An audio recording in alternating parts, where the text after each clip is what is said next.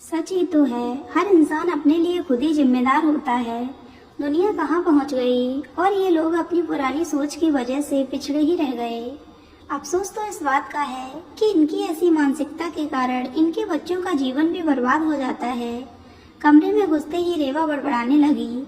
Office के लिए तैयार हो रहे पराग ने मुड़कर रेवा की ओर देखा। क्या हुआ? मेरे अलावा अब और किसकी सहमत आई है? पराग, तुम्हें तो हर वक्त मजाक ही सोचता है। मैं तो सीता के बारे में सोच रही थी। शोभा को कितना समझा रही हूँ, मगर वह तो उसकी शादी करने पर तुली हुई है। अरे अभी सिर्फ 16 साल की ही तो है। इतनी कच्ची उम्र में शादी कर देंगे, फिर जल्दी से 3-4 बच्चे हो जाएंगे और फिर झाड़ू पोंछा चौका बर्तन करते ही उसकी जिंदगी कब खत्म हो जाएगी उसे खुद भी पता नहीं पड़ेगा। कितना कह रही हूँ कि लड़की छोटी है, थोड़ा रुक जाओ। पढ़ना चाहती है तो पढ़ने दो, जो मदद चाहिए होगी मैं कर दूंगी। पर नहीं, कहती है लड़की ज्यादा बड़ी हो जाएगी तो शादी में मुश्किल होगी। रेवा, मेरे पास एक आइडिया है। तुम मेड लिबरेशन एसोसिएशन बनाओ और उसकी प्रेसिडेंट बन जाओ। तुम्हारे जैसी कुछ और औरतें मिल जाएंगी तो सीता ही क्यों, सारी मेड्स की समस्याओं का समाधान मिल जाएगा। Reva please, you must do it. तुम्हारी मैनेजरियल स्किल भी काम आएगी और फिर इतनी काम वालियों का उद्धार करके तुम्हें कितना पुण्य मिलेगा, सोचो जरा। पराग की चुहल से रेवा और चिढ़ गई। सबसे पहले तो मुझे खुद को लिबरेट करना है तुमसे। आज फिर तुमने गीला तौलिया पलंग पर फेंक दिया है। मेरे घर का अनुशासन तोड़ा ना तो अच्छा नहीं होगा। पराग ने हाथ जोड़ लिए। अभी उठाता हूँ मेरी माँ, माफ करो। वैसे तुम्हारा जोर सिर्फ मुझ पर चलता है। इतना प्यार करने वाला पति मिला है पर उसकी कोई कद्र नहीं। अच्छा अब ज्यादा नाटक मत करो, जल्दी ऑफिस जाओ वरना लेट हो जाओगे। ऑफिस तो मैं चला जाऊंगा, but on a serious note Reva please इतनी इमोशनल मत बनो। जिंदगी में प्रैक्टिकल होना ही पड़ता है। तुम सीता के बारे में सोचकर इतनी परेशान हो रही हो, लेकिन तुम कुछ नहीं कर पाओगी। यह उनका निजी मामला है, हम चाह कर भी इसमें कुछ नहीं कर सकते। मुझे लगता है कि तुम घर पर बैठकर स्ट्रेस्ड हो रही हो। पहले ऑफिस के कामों में इतनी व्यस्त रहती थी कि किसी और बात में ध्यान ही नहीं होता था तुम्हारा। और अब अच्छा होगा कि तुम अपने लिए कोई नौकरी ढूंढ लो। घर पर रहोगी तो फालतू बातों में उलझी रहोगी।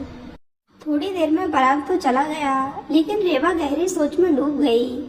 वह हमेशा से एक कैरियर वुमेन रही थी और पराग इस बात को जानता था। वह अपनी मेहनत से कामयाबी की सीढ़ियां चढ़ भी रही थी, पर रिसेशन के कारण उसकी नौकरी चली गई।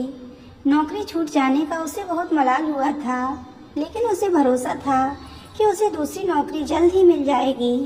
मगर आज पराग ने उसकी हताशा को गलत अर्थ में लिया था। वह कुंठित जरूर थी, लेकिन सिर्फ सीता की मदद न कर पाने के कारण। रेवा ने एक लंबी सांस ली और बाहर ड्राइंग रूम में आ गई। सीता वहां नम्रा के साथ खेल रही थी। कितना हिलमिल गई थी नम्रा सीता के साथ। अब जब कुछ दिनों में सीता चली जाएगी तो नम्रा बहुत मिस करेगी उसे। रेवा ने सीता की ओर देखा। दुबली पतली श्याम वर्णा सीता परिस्थितियों के कारण समझ से चाहे परिपक्व हो चुकी हो, पर थी तो आखिर बच्ची ही। इतनी नाजुक उम्र में शादी का बोझ कैसे उठा पाएगी? रेवा की सोच फिर सीता पर ही आकर अटक गई। सीता रेवा की काम वाली शोभा की बेटी थी। नम्रा का जन्म सिजेरियन से हुआ था। सास तो रेवा की थी नहीं, माँ भी कितने दिन रहती। तब शोभा सीता को लेकर आई थी। दीदी इसे रख लो, बच्ची को संभालने में भी मदद कर देगी और ऊपर का छोटा मोटा काम भी करा लेना। अरे यह तो बहुत छोटी है, यह कैसे कर पाएगी? और यह स्कूल नहीं जाती क्या? स्कूल तो सुबह जाती है, 11 बजे तक आ जाएगी। काम तो यह सब कर लेती है, दूसरे घर में करती थी, पर अब उन लोगों की बदली दूसरे शहर में हो गई है। आप 2-4 रोज देख लो, दिन भर आपके पास रहेगी और शाम को मेरे साथ वापस लौट जाएगी। सीता ने पहले दिन से ही रेवा को प्रभावित कर दिया। उसने धीरे धीरे नम्रा का सारा काम संभाल लिया। वह बड़े प्यार से नम्रा की मालिश कर उसे नहला देती, बोतल से दूध पिला देती, नैपी बदल देती और अपनी गोद में ही थपका कर सुला भी देती। इसके साथ ही वह रेवा को सब्जी काट देती, आटा गूंद देती और नम्रा के कपड़े धोकर सुखाकर तह कर देती। वह स्वभाव की भी इतनी शांत थी कि उसने जल्द ही रेवा का विश्वास जीत लिया। सीता के होने से रेवा नम्रा और घर के प्रति निश्चिंत हो गई थी। इसलिए जब उसे नई नौकरी का ऑफर मिला तो उसने शोभा से कहकर सीता को सारे दिन के लिए अपने घर पर रख लिया। 3 बेडरूम का फ्लैट था। रेवा ने एक कमरा सीता को दे दिया। अच्छा खाने पहनने को मिलता था तो सीता भी खुश थी।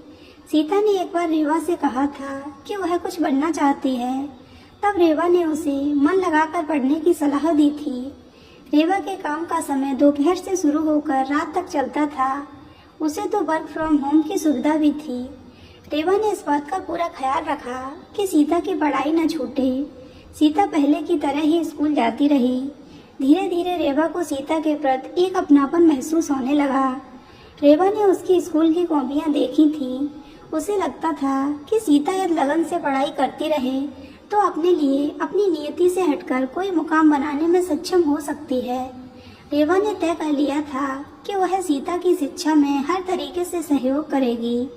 मगर जिंदगी हमेशा पक्की सड़क पर तो आराम से नहीं चलती ना। कभी कच्चे रास्तों की असुविधाएं भी सहन करनी पड़ती हैं। कभी घुमावदार रास्तों के जाल में भी उलझना पड़ता है और कभी स्पीड ब्रेकर्स के झटके भी लग ही जाते हैं। शोभा ने आकर रेवा को सीता की शादी तय होने की खबर सुना दी। अरे ऐसे कैसे? सीता तो बहुत छोटी है अभी। कहाँ दीदी, 16 साल की हो गई है। हमारे ही गांव का लड़का है, अच्छा घर परिवार है। यह भी सुखी हो जाएगी और हम भी निबट जाएंगे। शोभा, तुम भी कैसी बातें कर रही हो? इतनी छोटी उम्र में तो शादी गैर कानूनी है ना। और सीता का भी तो सोचो, इस नाजुक उम्र में वह शादी की जिम्मेदारी कैसे निभा पाएगी? अरे दीदी, हम लोगों में तो ऐसा ही होता है। मेरी शादी भी तो 15 साल की उम्र में हुई थी। पर शोभा, इसका दिमाग अच्छा है, पढ़ने दो अभी। इसकी पढ़ाई के खर्चे में मैं मदद कर दूंगी। पढ़ लिख जाएगी तो जिंदगी बन जाएगी। देखो दीदी, आपको हम लोगों का नहीं पता। ज्यादा पढ़ गई और उम्र बढ़ गई तो कोई नहीं मिलेगा इससे शादी करने के लिए। आप चिंता न करो, 2 महीने बाद इसका ब्याह ठहरा है। उसके पहले मैं आपको दूसरी काम वाली लगा दूंगी।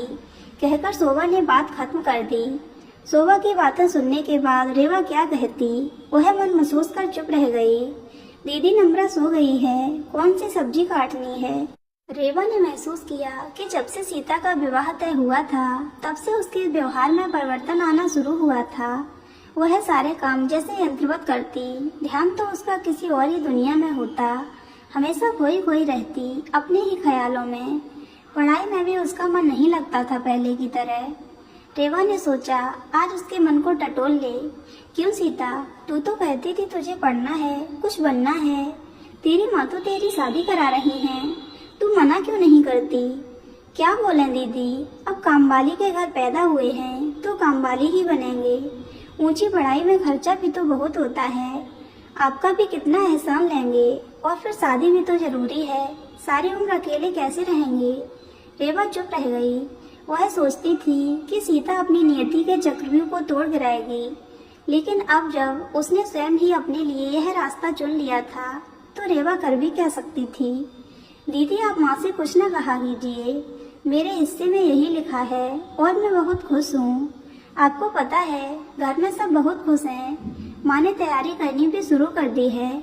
इसी बहाने आज सबको मेरा ख्याल है, नहीं तो कब में सूखी रोटी के टुकड़ों और फटे पुराने कपड़ों में बड़ी हो गई, किसी को पता ही नहीं चला। अब 2-4 जोड़ी ही सही मेरे लिए नए कपड़े बनेंगे। माँ मेरे लिए सोने के जेवर बनवाएंगी, फिर चाहे मेरे ही कमाए पैसों को जोड़कर। दीदी, एक गरीब की लड़की को इससे ज्यादा क्या खुशी मिल सकती है? रेवा फिर चुप रह गई। एक स्त्री के मन की गहराइयों में क्या है, यह खुद उसके अलावा कोई नहीं जान सकता।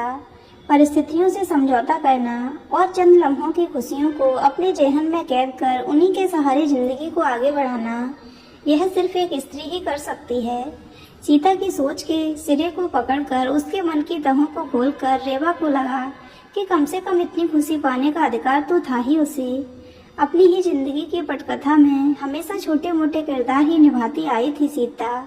अब चंद लम्हों के लिए ही सही नायिका बनने की उसकी हसरत कहाँ गलत थी।